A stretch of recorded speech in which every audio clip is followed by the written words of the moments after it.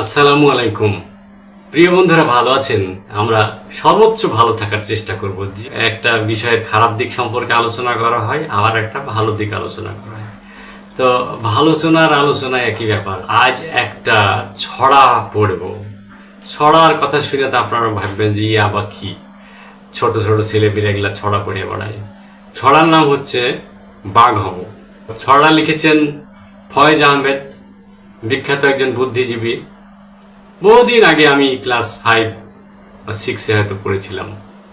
যে ছড়ার যে কি মর্মবাণী সেটা বুঝলে অনুধাবন করতে পারবেন, ছোট ছেলে বুঝবে না। মোদের ছিল বিড়াল মণি, সবাই তাকে চেনো, বলল সেদিন বাঘের মাসি, বাঘ হব না কেন। সত্যি সেদিন বাঘ হয়ে সে বসলো মদের সনে, আমরা তাকে ভয় পেয়ে যে তাড়িয়ে দিলাম বনে। বুঝলেন তো? এই একটা ছোট ছড়া, এর মধ্যে যে কি লুকিয়ে আছে এটা আমি একটু আলোচনা করব। যেমন ধরেন, আপনি একজন মানুষ, আপনার বৈশিষ্ট্য হবে মানুষের মতো। আপনি একজন পুরুষ, আপনার বৈশিষ্ট্য হবে পুরুষের মতো। আপনি একজন নারী, আপনার বৈশিষ্ট্য হবে নারীর মতো। কিন্তু আপনি যদি নারী হয়ে পুরুষ হইতে চান, ধরেন প্যান্ট শার্ট পরে মনে করলাম যে আমিও পুরুষের অধিকার পেয়ে গেলাম, তাহলে কিন্তু সমাজ সংসার চলবে না। আবার একটা পুরুষও যদি নারী নারী ভাবলেই, নারীদের পোশাক পরে সংসার সমাজ কিছুই চলবে না। তো যে যেরকম আমরা আছি, সে সেরকম থাকার চেষ্টা করাটাই হলে আসল। একজন পুরুষালী হয়ে উঠতে হবে, নারীকে বেশি নারী হয়ে উঠতে হবে, তাহলে সমাজ সংসার সব ঠিক মতন চলবে। তা আমরা হয়েছি কি, আমরা যা তার চেয়ে বেশি ভেবে ফেলি। যেমন ধরেন রাশিফল, বেশিরভাগ লোকে রাশিফল বিশ্বাস করে না, বিশ্বাস করতেও হয় না। সবাই ইন্টারেস্ট নিয়ে পড়তাম রাশি, আজ কি হবে কাল কি হবে এইসব। এখন ধরেন আপনি যে কোনো লোককে জিজ্ঞেস করবেন যে তোর রাশি কি, ও যদি না জানে যে তার রাশি কি, তাহলে সে বলবে আমি সিংহ রাশি। সিংহ হলো বনের রাজা, ও সিংহের মতন ভাবলি এলো। কিন্তু আপনি যদি বলে তুই ছাগল রাশি, মকর রাশি, সে মাইনে নেবে না। কিন্তু দেখেন ছাগল উপকারী, সিংহ কিন্তু উপকারী না। আপনি বনের রাজা হোক আর যাই বলেন, আপনি সিংহের সামনে গেলে খবর আছে আপনার, কিন্তু ও সিংহই হইতে চায়, ছাগল হইতে চায় না। ব্যাপারটা হলো এরকম। হ্যাঁ, মানুষের মধ্যে ছাগল আর বাঘ আছে, সেটা আলাদা ব্যাপার। তবে আপনি চরিত্রের বৈশিষ্ট্য চেঞ্জ করে ফেলান, তাহলে কিন্তু সবাই মাইনে নেবে না। তো ধরেন একজনকে আপনি বললেন বাঘের বাচ্চা, ওরে বাবারে, ও তো বুক ফুলে গেল 3 হাত।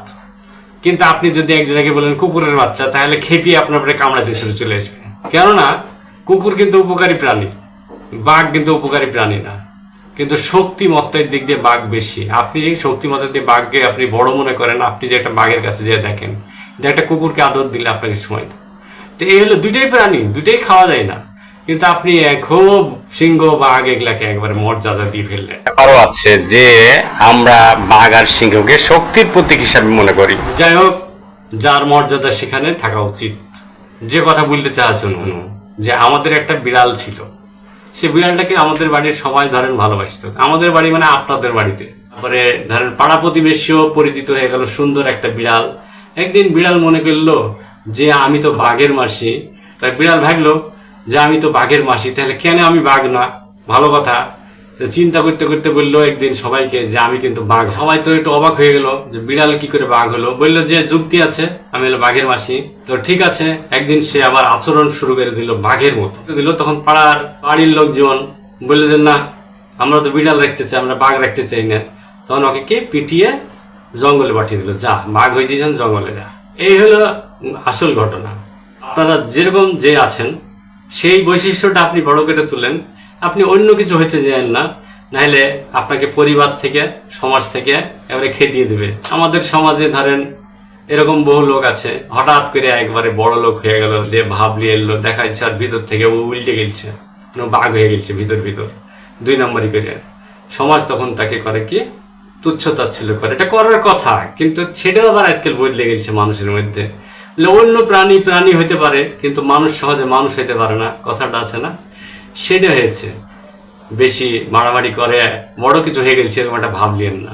তো এই ছড়াটা কিন্তু এরকম বিরাট একটা শিক্ষা, যে আপনি বিড়াল আছেন, বিড়াল থাকেন, কিংবা আপনি মানুষ আছেন, মানুষ থাকেন, পুরুষ আছে, পুরুষ থাকেন। অন্য কিছু হইতে গেলে আপনাকে সমাজ থেকে বিতাড়ন করা হবে।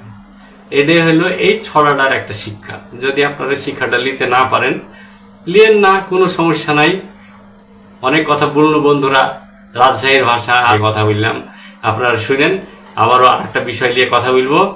সে পর্যন্ত ভালো থাকেন, সুস্থ থাকেন। আল্লাহ হাফিজ।